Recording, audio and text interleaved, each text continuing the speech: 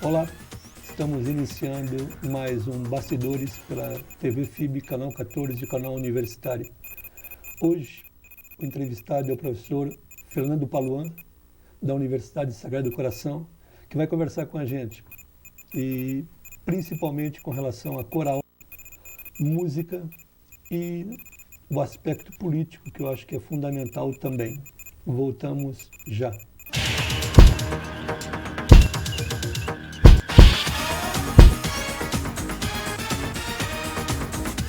João Carlos de Souza, 14 anos. Pulsação normal. Pressão 13/8. Jogava bola quando caiu e bateu a cabeça. Vamos ter que abrir a cabeça dele. Furadeira. Ele não estuda no liceu, não é? Não. Não seja cabeça oca. Faça já sua matrícula no Liceu, da pré-escola, cursinho e 10 opções de cursos profissionalizantes. Você está vendo alguma coisa? Isso! Joga bola pro papai! Criança deve ser tratada como criança, mesmo quando o assunto é a educação. Isso não quer dizer que educação não é coisa séria. A escola deve garantir um desenvolvimento seguro que prepare passo a passo seu filho para a vida. Por isso, tome a decisão correta para não se surpreender depois. Joga! Domus Educandi. Aprender aqui é mais divertido. Faça a opção por um dos novos cursos da FIB, Publicidade e Propaganda, o mais atualizado do mercado, Turismo, um dos setores da economia que mais crescem no país. Informações no campus Opero 236-6200. FIB, aqui seu futuro faz escola.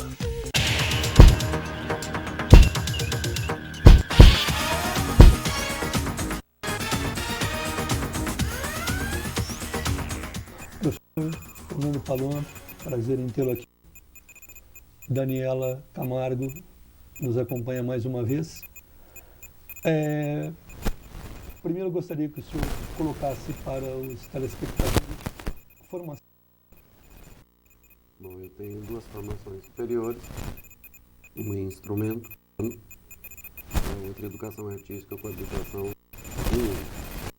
E tenho um doutorado em musicologia trancado temporariamente no Instituto Superior de Artes, na cidade de Havana, Cuba. Cuba é realmente excelência em música? Com certeza. Frequentando o país desde 1996, geralmente viajo para lá no mínimo uma vez ao ano. E em música e em arte, o nível é elevadíssimo. Uma coisa que desperta muita curiosidade, principalmente quando a gente fala sobre Cuba, as críticas são reais em cima do governo de Fidel Castro. Mas o que passa para nós brasileiros é um povo extremamente culto, um povo extremamente vivido, deve ser um povo sofrido, mas essa postura de Cuba, quer dizer, todos têm direito à arte, todos têm direito à que são ruins dentro da política socialista. Eu acredito que um ponto positivo do socialismo seja realmente esse, né? Todos a cultura e todos têm formação. Isso é muito bom. Daniel, participando com a gente novamente, muito obrigado. Fernando, você já deu aula de piano erudito. Na sua opinião, o que torna a música erudita um objeto tão profundo e tão sublime? O que faz ela ser tão grandiosa? Veja, existe uma necessidade rápida de uma explanação histórica. Essa divisão música popular e música ela vem desde tempos muito antigos, isso bem mais aparente a partir da Idade Média, né? Isso sempre aconteceu. Se valorizava mais as questões eruditas e não as cunho popular ou profano, como se diz. Mas hoje, dentro da música culta, já existe um casamento perfeito entre o erudito e entre o popular. Os músicos contemporâneos estão trabalhando muito dentro desta linha. Mas eu acho que o que difere, por exemplo, vamos dizer, aspas, o erudito do popular, mas tem que haver uma diferença do popular popularesco, é que você tem que ter um nível intelectual para poder absorver. Só ser a grande. Falando de música arisca, as pessoas, a idade da música não é para uma maior qualidade tanto na harmonia, essa é a qualidade da música popularesca. Bem, isso é uma prática muito séria. E vou falar, mas eu acredito que o Brasil é um país de absurdos. E num desses absurdos, eu costumo dizer, inclusive, que é o único em que abusa tanto. Né? Então, o que vem hoje em dia é o corpo e não a música. Então, se você fizer um retrospecto dessa música popularesca que já está na mídia, a mídia é forte, ela tem que ver o produto, o que faz o sucesso não é a música, é a exposição do corpo. E todo mundo assiste isso. Mas ninguém vende se a sociedade não compra esse produto. Então o nível da sociedade também intelectualmente está muito baixo. Então ela gosta de ver esse tipo de coisa.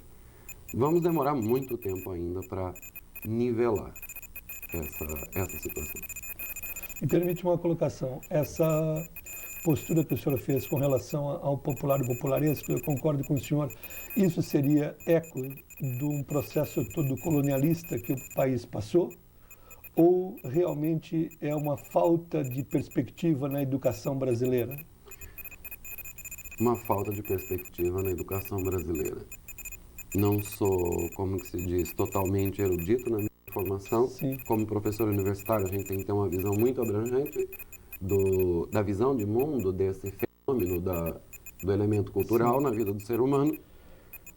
Mas você pode, em qualquer escola hoje, salvo raríssima exceção, não se tem mais uma referência quanto ao país. Não se tem os hinos pátrios. As crianças hoje não cantam mais nenhuma canção folclórica, nenhum dos hinos pátrios. Ninguém sabe, nem os adultos hoje em dia Sim. sabem cantar. E você vê isso em solenidades, em festas, em formaturas, por exemplo, que poucas pessoas sabem cantar. Infelizmente, esse processo de cultura para o povo no geral, como a mídia o quer, infelizmente nós não temos. Isso eu acho muito sério.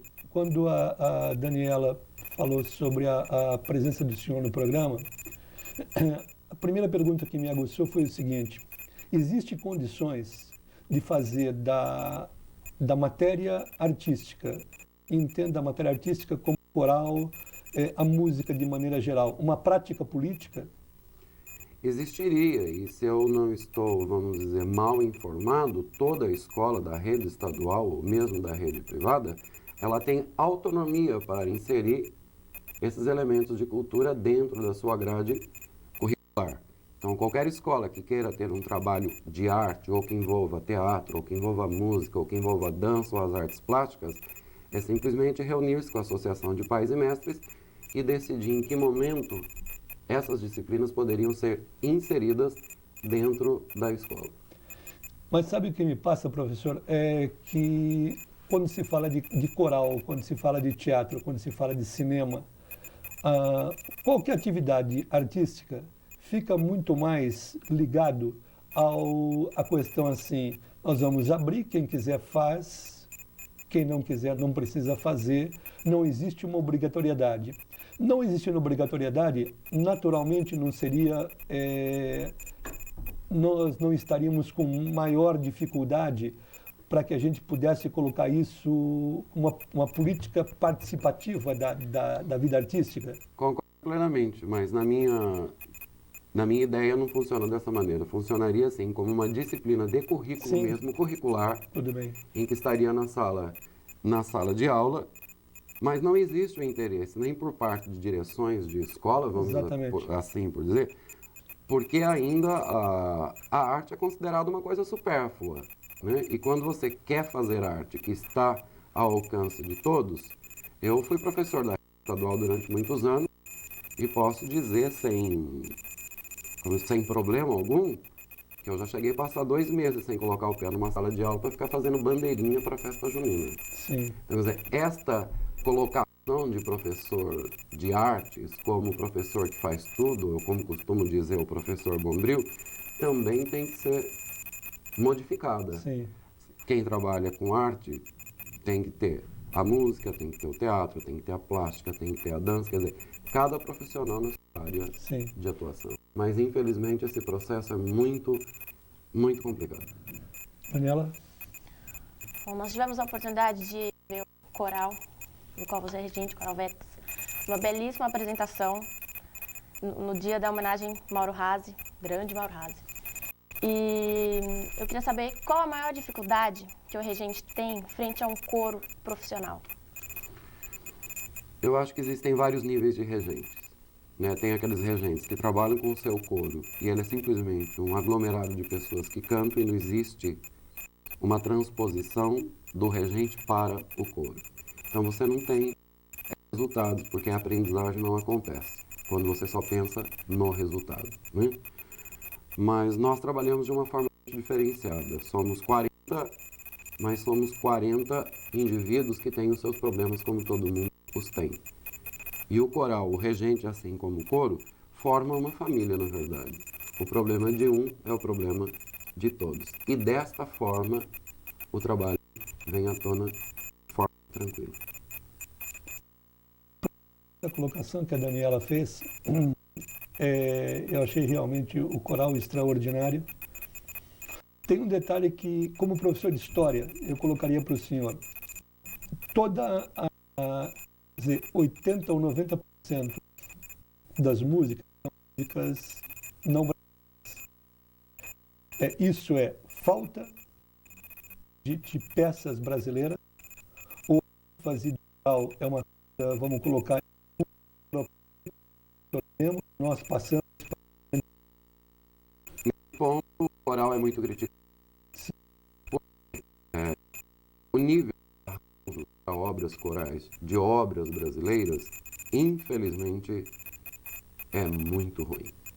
E quando você pede para algum arranjador fazer o arranjo de uma obra que seja realmente de valor cultural, eles cobram uma fortuna e o arranjo não, vamos dizer, não tem a qualidade que você necessita. E com os meios midiáticos, vamos por assim dizer, a situação ficou pior ainda, porque você pode baixar qualquer arquivo, qualquer arranjo coral pela internet. Então as pessoas não se preocupam com a qualidade do arranjo, se aquele arranjo está de acordo com o tipo de coro que você tem, elas simplesmente baixam um arquivo, vão à frente do coro e fazem aquele arranjo, sem ter uma pré-seleção e uma pré-análise antes.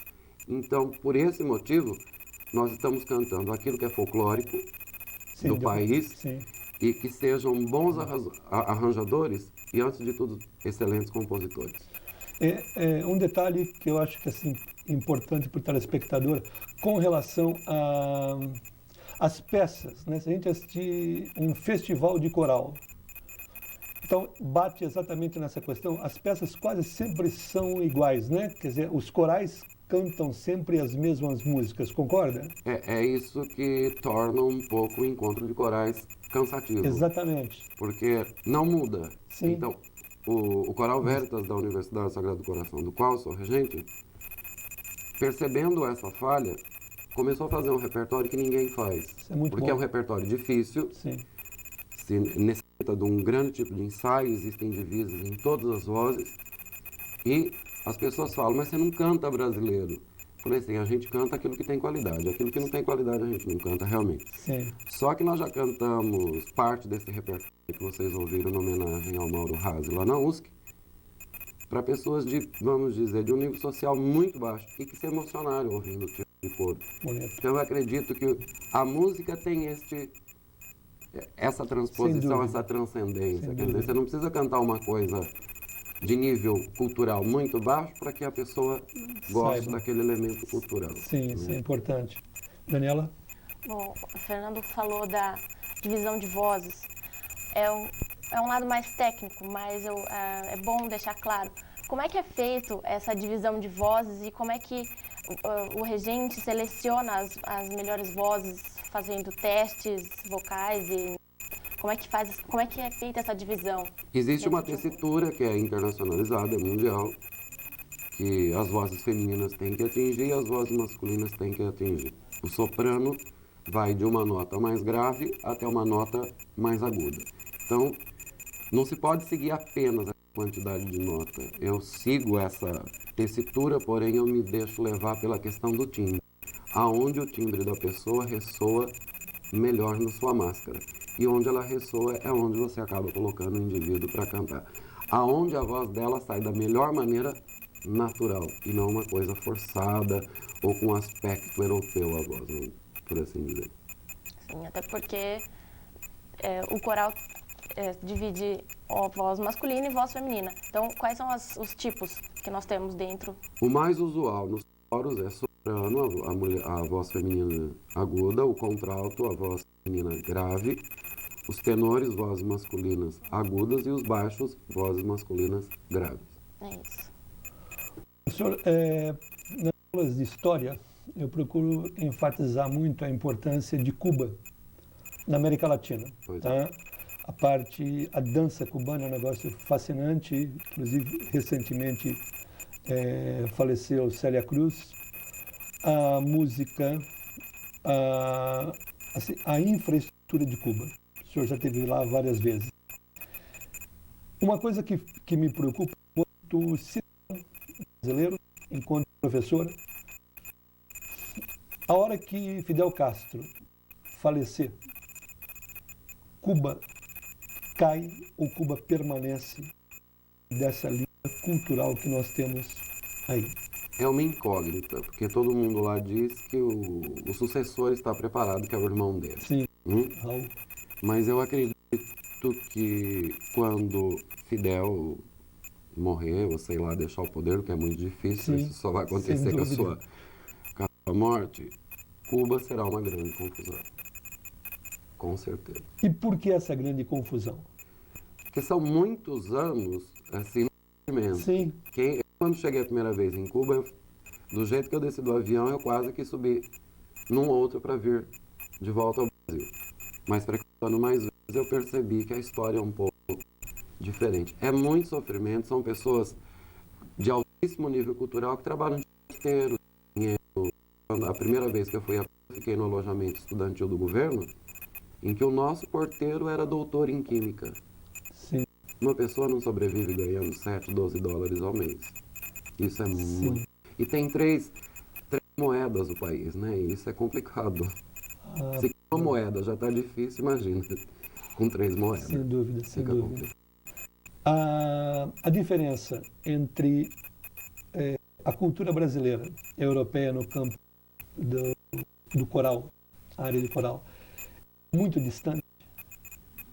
Não acredito que seja, porque no ano de 2000 o coral participou de um concurso internacional na Espanha, e nós fomos assim, vamos aprender, e achando que os coros europeus, que eram na sua maioria os nossos concorrentes, iriam dar um show.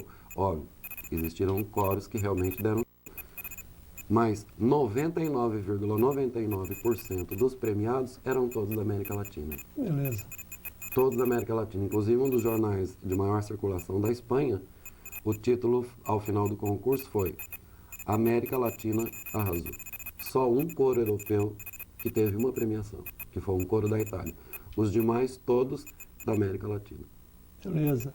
América Latina, isso nos deixa realmente feliz, porque eu acho que o século XXI, né, a proposta da América Latina no século XXI seria realmente despertar essa saída, né, que não deixa de ser uma saída cultural. Com relação à proposta da Fome Zero, vamos caminhar. Só uma perguntinha, eu garanto para o senhor a nível político. O senhor acredita ou não no projeto? No projeto eu acredito, mas no desenrolar da história não acredito que vamos chegar a um bom resultado. Ok. Daniela? É isso, pro lado político eu sempre pergunto para as pessoas que estão ligadas à arte, falando do nosso ministro da Cultura, Gilberto Gil. Você acha que por ele ser do meio artístico, esse meio tem uma possibilidade de crescer e ter maior incentivo, tanto financeiro quanto em projetos, por ele ser desse meio? Eu acho que aí é pior ainda. Eu acredito assim que cargos políticos não podem, no caso, ministro de Cultura, não pode ser exercido por artista. Porque falta a ele todo o trabalho administrativo. Tem que ser uma pessoa culta, mas antes de tudo seja um grande administrador. Professor Fernando, essa colocação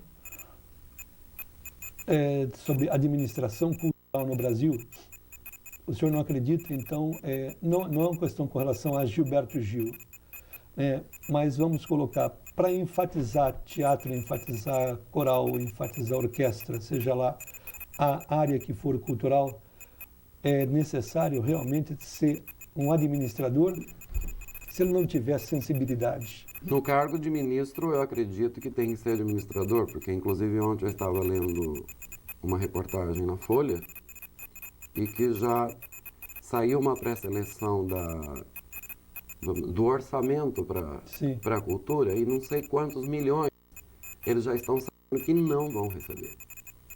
Sim. Então, o que me assusta um pouco é que quando entramos em crise, ou nesta crise que estamos atravessando, a primeira coisa que se corta em orçamento é aquilo que é ligado à educação e à cultura. Sim. E para mim isso são os pilares da construção de uma sociedade, de um país. Sem dúvida. Eu tive em 97 na Rússia, após a perestroika. Sim.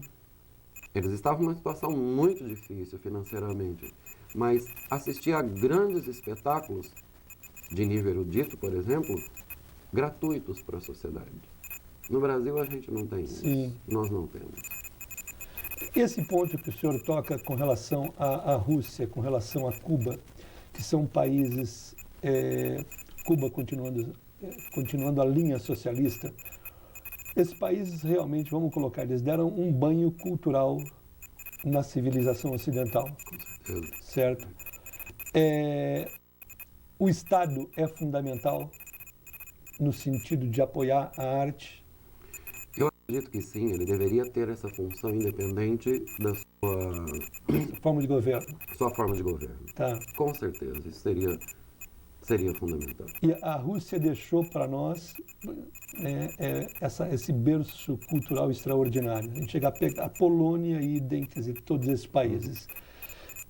Nessa visita que o senhor fez à Rússia, no momento que aconteceu a perestroika, a queda do muro, o leste europeu, de maneira geral, ele mantém uma linha cultural ainda? Ou ele, vamos colocar entre aspas, ocidentalizou? Não, mantém.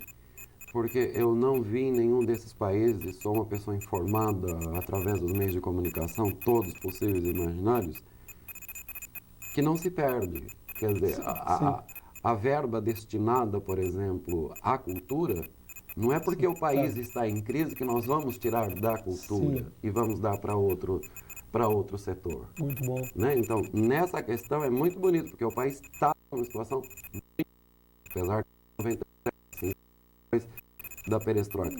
Mas eles não tinham noção de situações que pertenciam a países comunistas, mas estavam ali. Mas eu cheguei numa época, por exemplo, que estava tendo seleção para alunos no Conservatório Tchaikovsky. Eram 100 vagas, 1.200 candidatos. Olha só que beleza. Mas aí o governo investe em orquestras, em concertos, em balé, enfim, na arte como um todo. Lógico, tem que ter uma quantia a ser destinada a isso. Perfeito. Mas não se perdeu as grandes orquestras, as grandes escolas. No Brasil é difícil. Sem dúvida, sem dúvida. Daniela? Bom, falando sobre as escolas, você já esteve na Rússia, já esteve em Cuba, provavelmente na América Latina, já passou por alguns países. Sobre o nível das escolas, aqui no Brasil, como é que está o nível das escolas que formam músicos, artistas? Bom, em nível de escola profissionalizante, vamos dizer, o conservatórios ou escolas de cursos livres, elas existem no país inteiro, mas não existe uma lei que regulamenta a qualidade disso daí.